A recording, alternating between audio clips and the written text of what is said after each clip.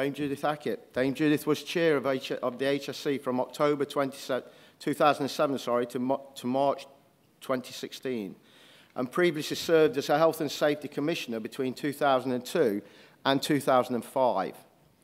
She was made Dame in the 2016 New Year's Honours for services to health and safety and for engineering, and was awarded a CBE in 2006. Dame Judith graduated in 1974 and is a chemical engineer, and who has worked in the chemicals manufacturing industry for over 23 years, before then joining the Chemicals Industry Association in 1998. In April 2016, she was appointed as chair of the manufacturing trade body, EEF, the Engineers Employees Federation, if I've got that right. Dame Judith is a Fellow of the Royal Academy of Engineering and past Director General of the CIA from 2002 to 2005. She is a Fellow of the Institution of Chemical Engineers and a member of Council, and is also Chair of SEMTA, the Science, Engineering and Manufacturing Technologies Alliance, and holds a non-executive director role with the High Value Manufacturing Catapult Centres Initiative. As we're all aware, Dame Judith is the author of Building a Safer Future, the Independent's Review of Building Regulations and Fire Safety.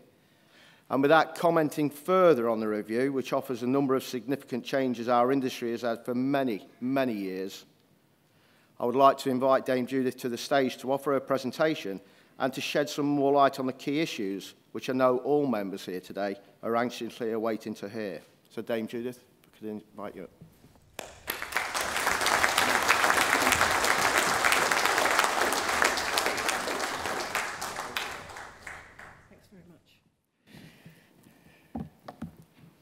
Well, thank you. Good morning. I toyed with the idea of a dance on the way, but I decided against it. Thank you very much for inviting me to speak at your conference. I'm starting to get a bit nervous about doing speeches at conferences because I've actually lost count of how many times I've given presentations now about my report, and I'm very conscious of the fact that there are very likely to be people in this audience who've heard me before. So on the one hand, part of me says I need to say something different, and the other part of me says, better not do that, because that's going to confuse people if I say something different from what I've said before. So, if you are one of those people who've heard me speak before, please bear with me, and I hope what I say will be consistent, and if it's not, I'm sure you'll pick me up on it, and that will make for some good questions later in the session. So, thanks very much.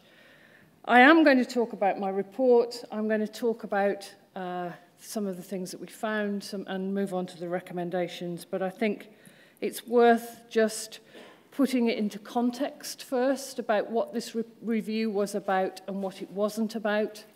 And I will try to do some of that. Because again, I think some of the ways in which it was received when it first came out reflected people's varying expectations and people wanting answers to some different questions. Maybe it wasn't my job to answer, but then we can get into that, I'm sure. So let's start by just thinking about the brief and what I was asked to do in July last year. You heard, as part of my life history a few moments ago, that I started life as a chemical engineer. Let me just tell you a little bit more about what it meant to me being a chemical engineer in the 1970s. There's probably a handful of you in this room who are old enough to remember that in 1974, when I was still a student at university, we had a catastrophic incident in the chemical industry in the UK at Flixborough, when dozens of people were killed in an explosion in a chemical factory in the northeast of England. And to me, as a young chemical engineer just starting out in that profession, that incident had a profound effect on how I viewed safety in the industry I was about to go and join. It had a profound effect on everyone else in the industry that I was about to join. And as a result of having to learn from that sort of catastrophic incident, what I've seen during the 25 to 30 years that I was involved with the chemical industry, first of all, running chemical plants, major hazard facilities, and then representing the industry through the trade body, that industry went through a culture change. It had to, for many of the same reasons that you're having to contemplate a culture change in this industry right now. It was about becoming much more disciplined about how we manage design and change, and recognizing the need to manage safety in every respect as part of having a license to operate and to be allowed to continue to run the plants making the things that we were making. So that's part of the journey for me. But never did I contemplate that I would end up at this stage in my career looking at the built environment and seeing so many parallels. So it came as a real surprise to me when in July last year, the Secretary of State called me and asked me if I would do this review. But having said that, I had no hesitation at all in taking it on, because I'd spent those few weeks between June, when the fire at Grenfell happened, and when he called me, thinking, I just don't understand how this has happened. I cannot understand how, in this day and age, we can have let this happen. So it was personal for me, as well as wanting to make a difference more generally. I wanted to understand better how the system had failed. And that's exactly what I was asked to do, because remember, this review was not triggered simply by Grenfell itself, tragedy though it was, as we all know, but by the discovery in the 3 or 4 weeks after Grenfell that the same problems that people came to a very quick conclusion had been at the heart of some of the problems at Grenfell were much more widely evident in other high-rise buildings. So the survey of high-rise buildings in those few weeks identified many more with unsuitable cladding systems.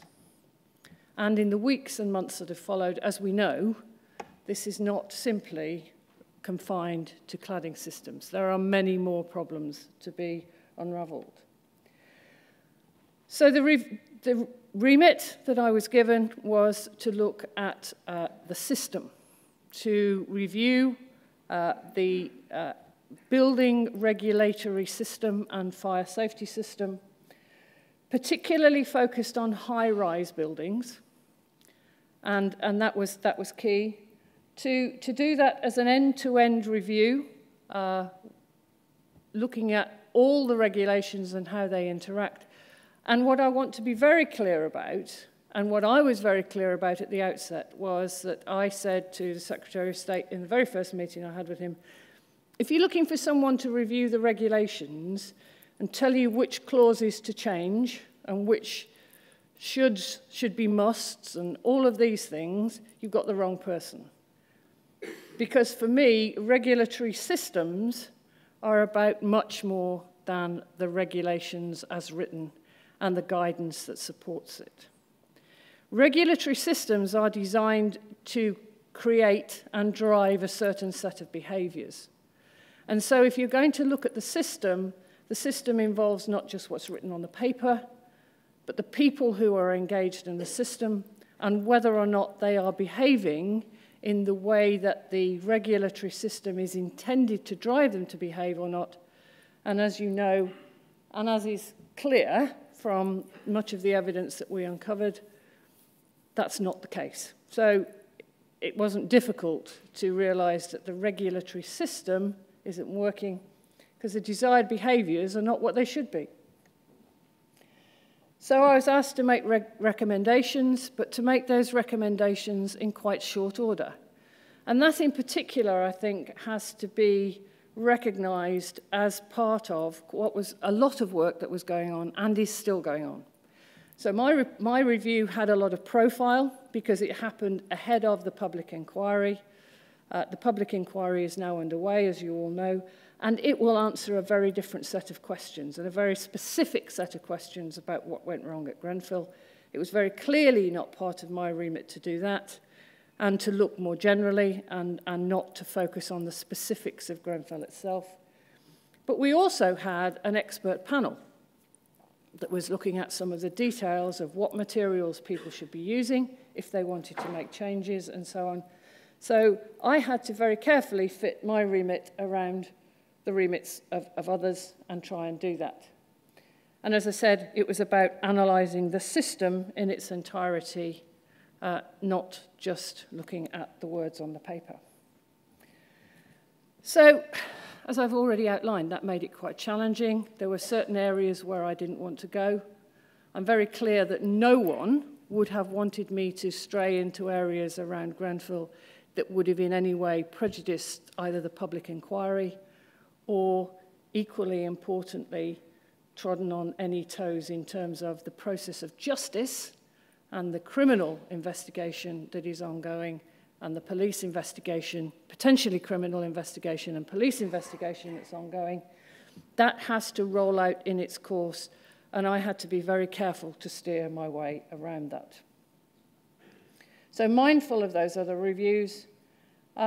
Also, one of the reasons that the remit was particularly challenging was because the simple thing to do would have been to come up with a new framework and said, from now on, this is how we will build high-rise buildings.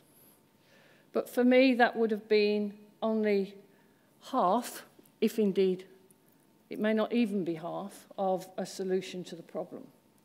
Because we already have a very large stock of high-rise buildings which we don't have any real level of assurance were built to the right standards. So it was clear to me that the remit had to be not just about new build for the future, but also how do we apply whatever the recommendations are to buildings that already exist, and how do we raise the standards and improve the level of assurance that we have about the existing stock of high-rise buildings. So, oh, and by the way, can you have this done from July last year, and we want a report by the spring with an interim report at Christmas? So, challenging on a time scale as well as all of those complex factors that I said. What did I bring to this? Well, 9 years as chairing what I regard as a world-class regulator. The Health and Safety Executive, when I took over in 2007, its reputation was down here somewhere because the press was constantly having a go at the Health and Safety Executive about stopping us all living our lives. I spent 9 years trying to get people to recognize that that's not what they did at all. But what was always fascinating to me throughout that time was that the Health and Safety Executive, once you step outside of the UK and talk to other people in other parts of the world, they try to emulate what we do here in the UK in health and safety. So I knew that I had the privilege for 9 years of chairing an organisation that had custody of a world-class regulatory system. World-class because it does deliver the best industrial health and safety performance of any nation in the world.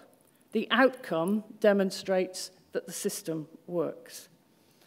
So I came with that knowledge and that experience from running HSE.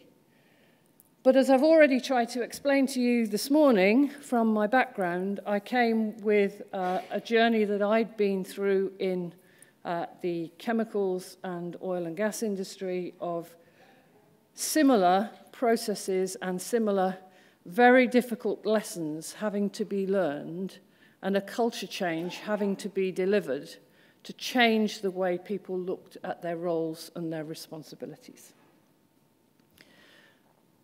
But I was also independent. I have no political interest. I've never actually been in any way part of this sector. So it was a fresh pair of eyes and an objective pair of eyes looking at you for the first time to a large extent from the outset. That's not to say I'm not a homeowner. So I have been on the receiving end of some of this. So I had some lay experience, I guess, but not anything of detail. As I said a few minutes ago, the time scale that I was working to was tight. So by August of last year, we had published our terms of reference very clearly about making high-rise buildings safe for people to live in and ensuring that the people who live in them feel safe. So very clearly a focus in those terms of reference around the need to rebuild public confidence. I was interested in Lord Lytton's comment a few moments ago about you will lose public confidence. I'm here to tell you that's already happened. Some of that public confidence, a large amount of that public confidence has been lost because of Grenfell and because of the things that are now coming out in the process of review and inquiry. And then in the autumn, so around this time last year, we started the work, the information gathering stages. And there are two important things about that. The first, and this is again where the engineering me comes out, because engineers like maps and they like to put processes down on paper and look at how they work. So one of the first things I asked the team to do, and which I helped them with my engineering knowledge, was to map what the regulatory system looked like. Well, and that was a revelation in itself. I have never seen such a jumble of spaghetti in all of my life in terms of complex regulations, unclear responsibilities, overlapping regulations, overlapping requirements, guidance that deals with things as if they don't interact with one another, so you look at things in silos. What a mess. And we'll look at that in a minute. But what was also interesting about that evidence-gathering phase that we were in this time last year was that as I started to talk to stakeholders in this industry, from every part of the industry, whether that was the fire service, whether it was people like yourselves in this room who are involved in the built environment, whoever I talked to, one of the first things people said to me was, don't just tinker with this. Don't just make a few recommendations around the edges. This system is broken. It's been broken for a long time, and we need someone to fix it and fix it big. That was what people told me a year ago. So coming up with a message by Christmas of last year that this system was not fit for purpose was not difficult, because the map spoke for itself, and the people who were involved in the system were already telling me that it was broken. The bit that worried me most, however, in all of that, and again we'll come back to this in the discussion I'm sure, is that not only were people saying it's broken, but people were saying we all knew there were things wrong, and we all kind of knew that one day something really horrible would happen. So part of what we have to build into the future is a system that ensures that when those of you who are part of the system get that really bad gut feeling about this isn't working, there is a way for you to do something about it in future. And we will come back to that, I promise. So, December, we published the interim report. We said, system not fit for purpose, this is what we're going to do next, and so on. And then in January, we got into the summit, where we started to engage, again, some of those stakeholders from the industry to come and help us to map out how some of those shortcomings might be worked upon, what we might do differently. And then in March, we formed those working groups. And I'm really grateful to the people, not only those who were part of the working groups, but also to all of those who wanted to be part of the working groups, but we couldn't accommodate everyone because we were working to such a tight timescale and we needed to keep it lean and slick. But we did engage as many people as we could.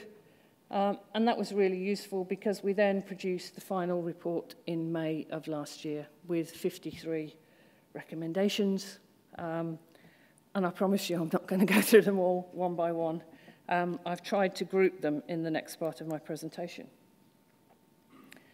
But let's just start with the interim report, first of all. What were some of the things that we identified as part of that? I've already said the system is weak, it's ineffective, and weak in every respect.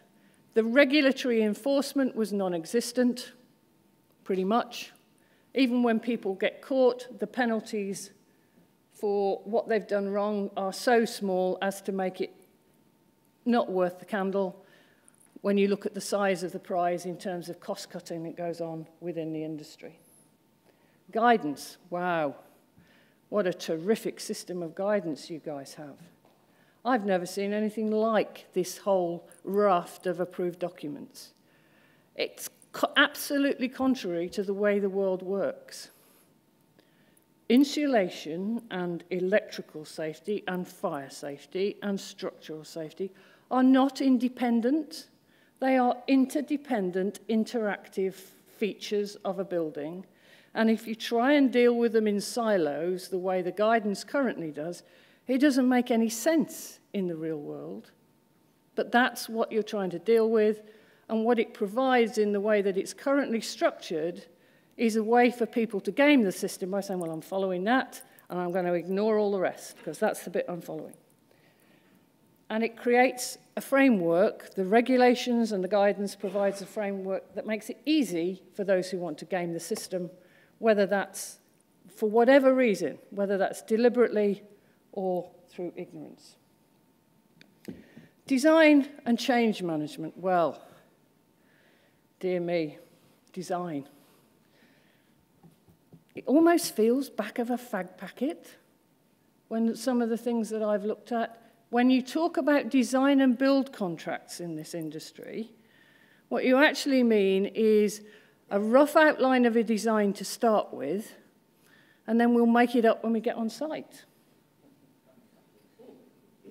And what's more, when we make it up on site, we won't document it, and we won't tell the architect. In fact, we'll have a confidentiality agreement in place so we can to make sure we don't tell the architect how we've changed his design, so no one knows what you've built.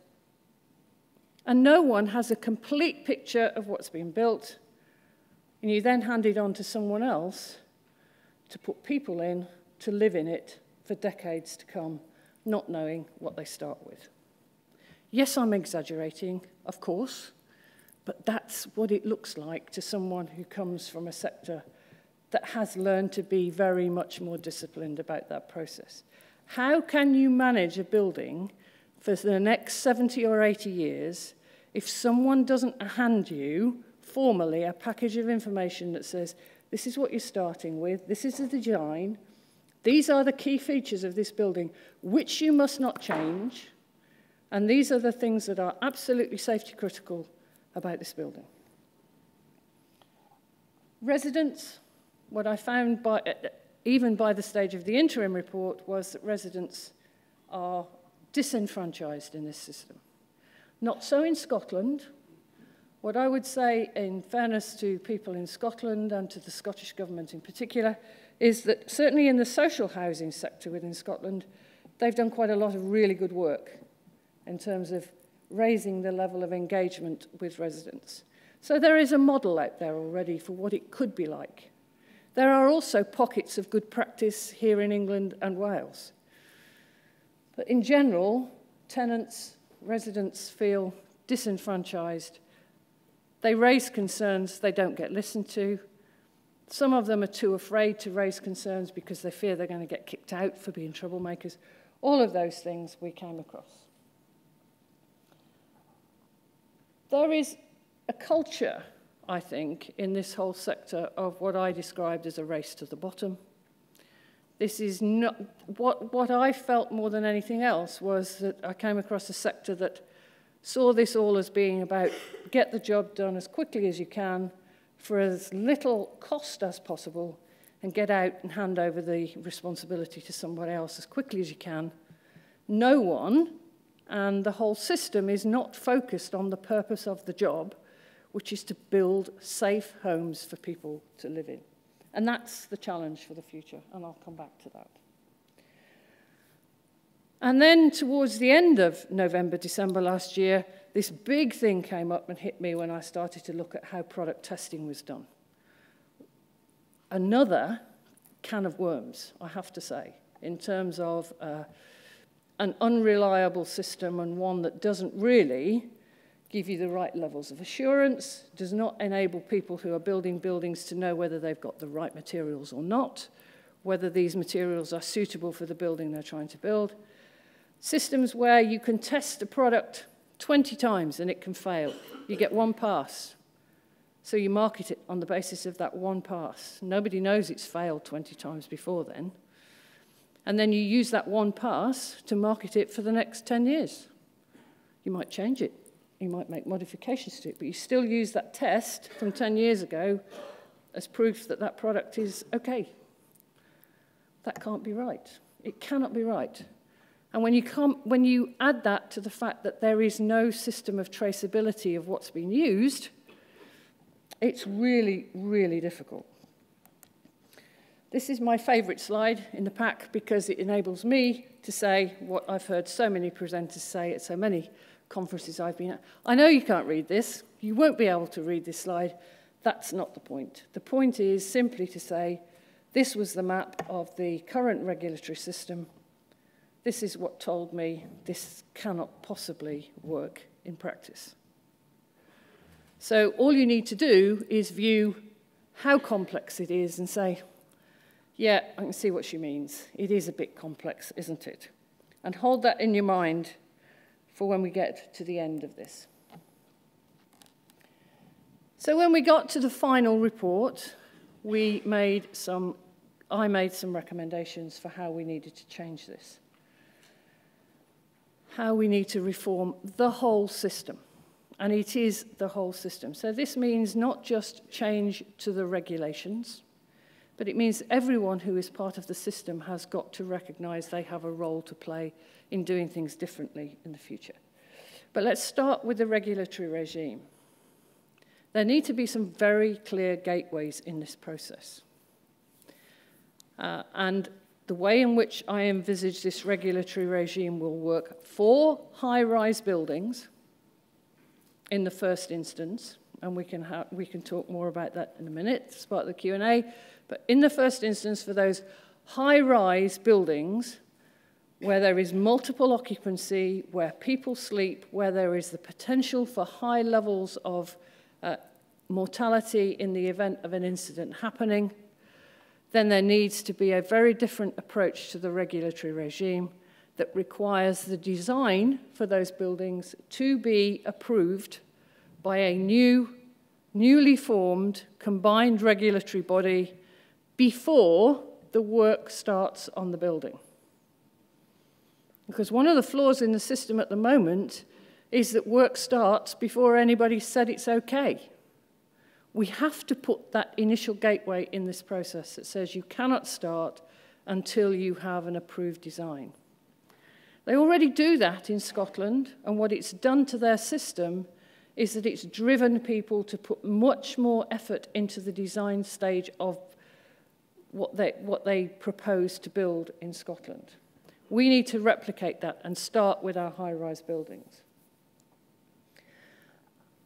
Once you have permission to go ahead with building that complex high-rise building, the next part of the process will be that before you can hand it over to someone else to put people into and to occupy, that same joint regulatory body has to come back and approve what was actually built. That will place an onus on the duty holder, who will be clearly identified throughout this process, to present to the regulator a documented evidence that what they said they were going to build at the design stage is what has actually been built in practice. This is very much mirrored on this type of safety case approach that is used in other industry sectors. So, is this doable? Yes, it is. Are there people out there who can help this sector learn how to do it and do it effectively? Yes, there are. So one of my key wishes for all of this is that don't try and do this for yourselves. Go and talk to some of those others and learn from their experience, and then think about how to adapt it for this sector, rather than starting from a clean sheet of paper.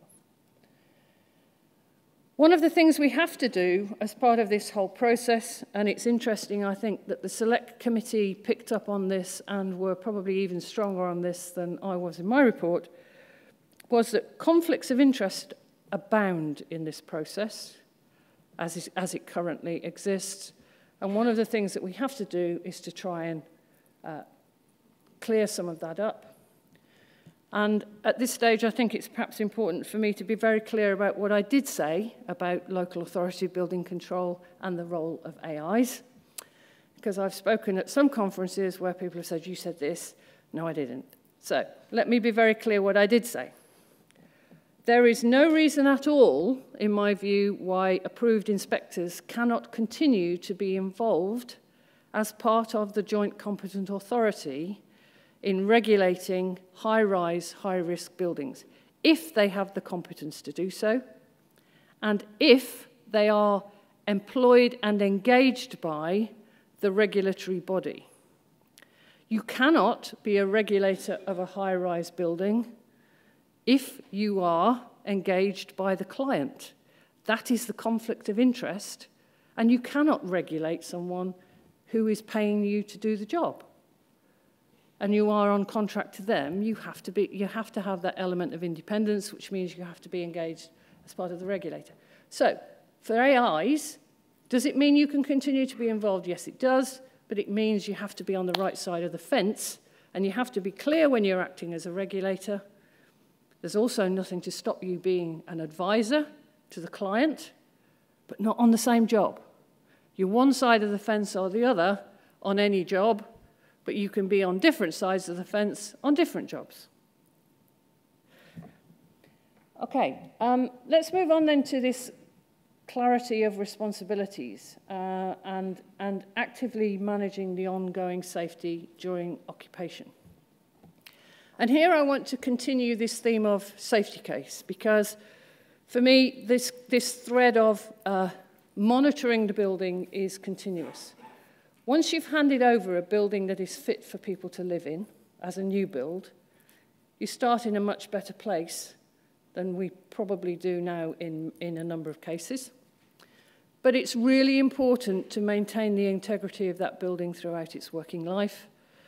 And as we've heard already from Lord Lytton this morning, that can change because of a number of factors. It can change because of wear and tear on the building. It can change because you make changes to the building for whatever reason. Things as simple as putting broadband into the building, knocking holes in the wall, people within their compartments making changes to their individual compartments, probably not understanding what are the fire critical features of their compartment. All of those things are dynamic parts of this system that can cause things to change over time. So the whole idea is that periodically every building that is in scope of the definition of high-rise residential buildings will be subject to an ongoing safety case review to ensure that that integrity is maintained. Now, clearly in the case of buildings that are already there, they will come into that scope over a phased period and will be subject to review as they stand today. And that may well mean that some of those existing high-rise buildings will be subject to improvement requirements by the regulator that say this has to be made better than it is currently, and this is what needs to be done, and this is the order it needs to be done in, and that spirit of continuous improvement. We have to move away from this rather strange notion that's buried somewhere in those guidance notes that I ploughed my way through last year of non-worsening. No, non-worsening is not good enough. Every time you do something and you do some refurbishment on a building, it's an opportunity to think about how you can make the building better and safer for people to live in. And in order to do that, we have to have someone clearly identified at every stage in the process, not just during construction, but during occupation, who is responsible for the building. The next one, you won't be surprised. I think I've already given you a sense of how I feel about the current guidance.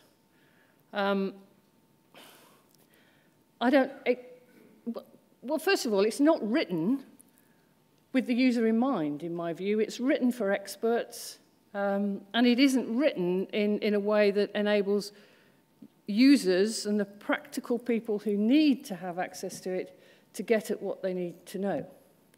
And in this current digital age, it should be a relatively straightforward task to focus on the user, to produce much simpler guidance for simpler buildings, and to put all of the information in one place that you need to know about the type of building you are going to build, rather than asking you to go to multiple different guidance documents to find out the different elements that you need to know and then trying to piece them together. I would like to see industry being very much involved in that process. I find it extraordinary that this sector continues, even now, to wait to be told what to do. The analogy for me would have been when I worked in the chemical industry to have rung, I guess, the Department for Trade and Industry and said, what steel do you think I should use for this reactor? I think their answer would probably be, don't tell me, you're the expert. Don't ask me, you're the expert. But here you have an industry that is waiting all the time to be told what's okay to use, what can I use, what can't I use. We have to move to a position where that sense of what meets the requirements, and the requirements are measured in terms of outcomes. What do we want to have? We want to have buildings that won't burn. We need to have buildings that are safe for people to stay in their compartments while we fight fires in other parts of the building. We need to set standards in terms of outcomes, and the industry needs to be an integral part of defining solutions that will meet those outcome requirements and those standards that are set by the regulations. Underpinning all of this, we have to address this whole issue of the very odd system of labelling, testing, and requirements in that domain that exist in this sector. Again, I'll draw some parallels. You all drive cars. You all buy food in the supermarket. Anything you buy in the supermarket, if it makes you ill, the supermarket can trace every single component of the product that made you ill back to where it came from, even if that is around the other side of the world. We all have cars. If the car goes wrong, if there is a flaw in a particular design of car, we all take for granted that the car manufacturer will recall our vehicles because they know who's got which component in every car, and they fix it. If those industries can do that, why is it that this sector has completely left all of that technology alone and has failed to embed that sort of traceability in all of the products here? It's not rocket science. It's perfectly doable. And we really do have to move towards that whole thread of information and knowledge being available and being traceable throughout the whole process. And on to residents, because as I said at the outset, this is about helping residents, making them feel safe because they've lost confidence. We have to create a system where they can raise their concerns and where they will be listened to, because a number of them have been raising their concerns, but they've felt that people haven't listened, they haven't taken them seriously, or people have looked at it through a very narrow lens and not thought about what they were saying and really understood how unsafe they felt. And we must not wait for a tragedy to happen again before we take those people who are on the front line, seeing those things every day, into account and getting their voice heard. But at the same time, we also have to include them in this process as being part of the system. As we said earlier, they can change the integrity of a building by their own actions. We need to work with them and educate them on what's important and why there are certain rules in place about things they can and can't do, rather than just telling them they can't do it and then being surprised when they break the rules because they didn't understand how important it was. And then finally, in the list of recommendations, I come back to this point about what I would call the guilty knowledge within the industry. People who have been feeling uncomfortable for a long time about the decay that was going on in the system and not knowing what to do about it, not knowing how to raise those concerns. So not only do we need to have a system that enables residents to raise concerns, but a system that enables those of you who are part of the built environment industry to also raise your concerns, and for us to get that knowledge about what's going on out there and fixing it before it becomes a tragedy.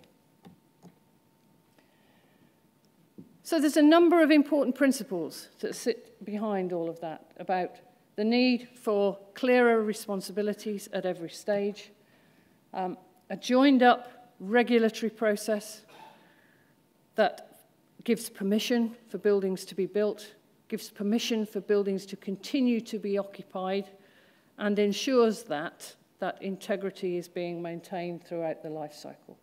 And that will be through a single regulatory body for high-rise residential properties. We also need, and it has to go hand in hand with this tougher regulatory regime, is that a tougher regulatory regime is one that has real penalties and real sanctions, ones that create a real deterrent and make people think twice or even 3 times before they decide to chance it. How many times do you hear people on the boards of companies say about health and safety of the workforce, we're not going to do that because I'm not going to jail?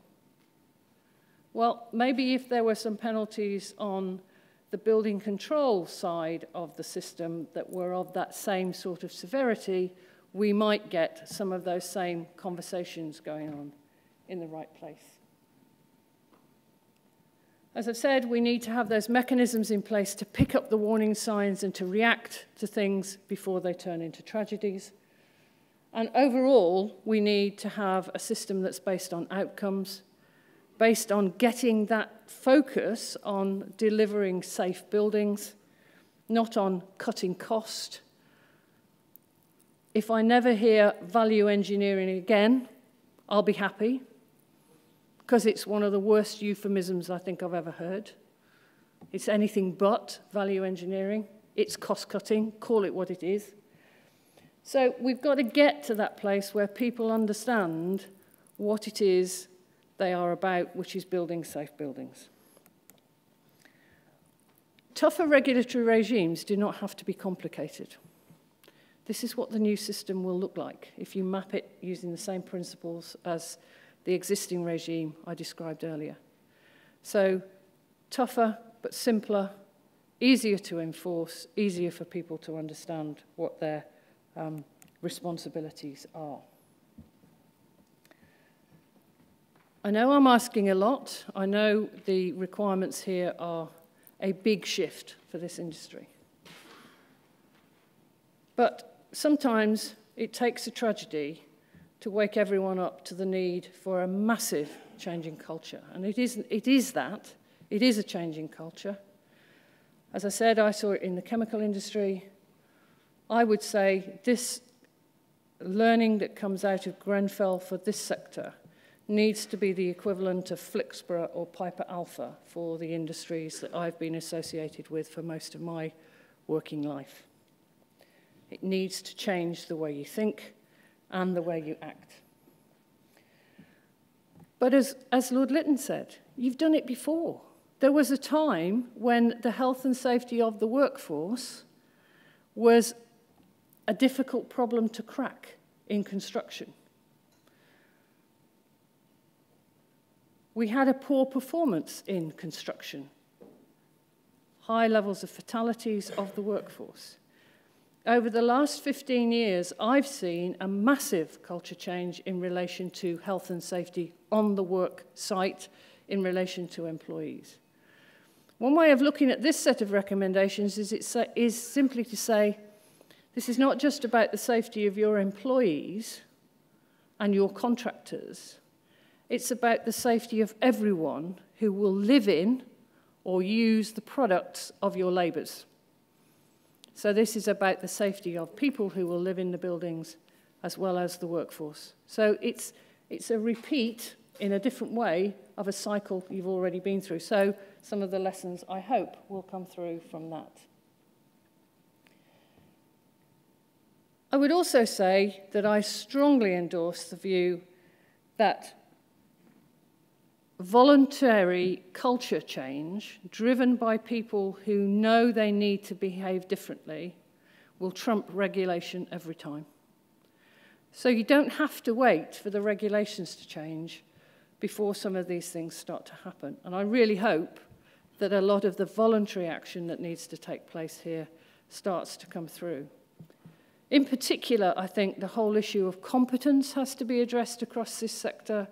It's, again, another confused picture where there are many different competence schemes. There are an awful lot of people working out there of unknown levels of competence. We have to address that whole issue of ensuring that people either know the job they are there to do and understand their responsibilities, or that they are properly supervised to ensure that the quality of work is maintained.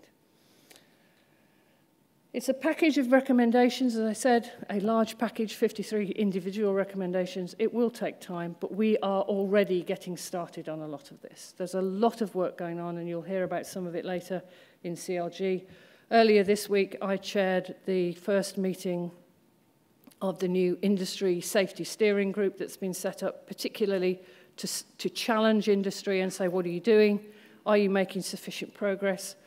Why aren't you doing this? And that has people from a whole range of different sectors involved in it, including aviation, as well as oil and gas, and myself with my chemical experience. I think getting industry involved in this is really important, and that's why I'm really pleased to be here and having an opportunity to talk to yet another group of stakeholders from this very big and very diverse industry. But we also need to recognise that this is not a fixed picture. There's many things still going on, not least of which is the public inquiry, and there will be other lessons that come out of that public inquiry that we will need to build in and incorporate into our thinking. And we should not simply draw a ring around my set of regulations and say, that's it. We have to embrace that notion of continuous learning as we go forward. And the government will make a formal response to my report sometime this autumn. But in the meantime, rest assured that from what I've seen, there is a lot of activity taking place. Everything tells me that the direction of travel is clear. To adopt the principles of that regulation. Some of the detail may change, but the direction of travel is pretty clear. I just want to reflect finally on some of the broader lessons that come out of this, I think. And that is, as I said, that currently construction safety is very much focused on the workforce. I'd like you to start thinking about construction safety in relation to the public residents as well. I think we need to start thinking about buildings not as a sort of jigsaw puzzle that magically comes together.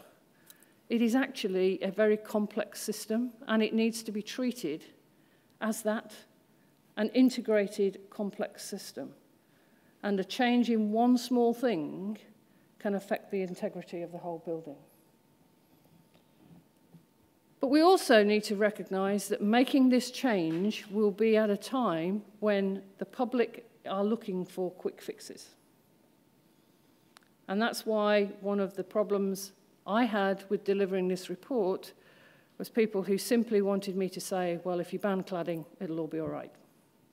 It won't. There's far more that needs fixing here than just re-emphasising the need to use the right cladding and install it properly. So whilst people are looking for quick fixes, let's be clear that there is a root and branch reform needed here. Cross-sector learning, I've already mentioned this. Please, please don't think you're on your own here. There are other industry sectors who have travelled this path before and who can help and support and who will be more than willing, if asked, to share their knowledge with you. I also attend a number of conferences where I beat them up for not already sharing their knowledge with other sectors and keeping it to themselves, so they know they're going to be asked to step up to the plate and be more willing to share that knowledge. And I think for you as people in this industry, this siloed thinking about this is my job and this is all I'm going to look at has to stop. You all need to work together. How many times have I heard in the last year, this is such a fragmented industry? Well, it doesn't have to be. You've made it that way. If the structure of the industry needs to change to make it more effective, then that's what needs to happen. And we need, I think, to put some focus in this whole process on the way in which buildings are procured. Because if you start with a procurement process that requires people to bid to do a project at a cost they know they cannot do it at, then you are setting yourselves up for all of the things we've seen. Excuse me, could I have some water, please? So, I'm nearly finished. I think there are a number of areas that we need to look at: construction, commissioning, ongoing management, and the refurbishment process. It's a life cycle approach that we would need to build in here. And finally, I just want to put this in the broader context of, are we beating ourselves up because we're worse than everyone else? Thank you. The answer is no. There are problems elsewhere in the world. I've looked at other regulatory systems in other parts of the world. There are things that we can learn, for sure. But we also need to recognize that if we get on the front foot, we can be a model for a new type of behavior in this sector that can be shared with others, because there are others who are looking to us to see what we are going to do and who will be more than willing to work with us and collaborate and take this journey alongside us. There's a real opportunity, therefore, for UK construction to lead the way. I think the regulatory framework is going to be key, but as I said, that alone will not drive what we're looking for here, which is culture change. A compare and contrast slide at the end. That's what we have. That's what I hope we're going to move to. Thank you for listening, and I'll leave you with this thought, and I'm happy to answer any questions. Thank you.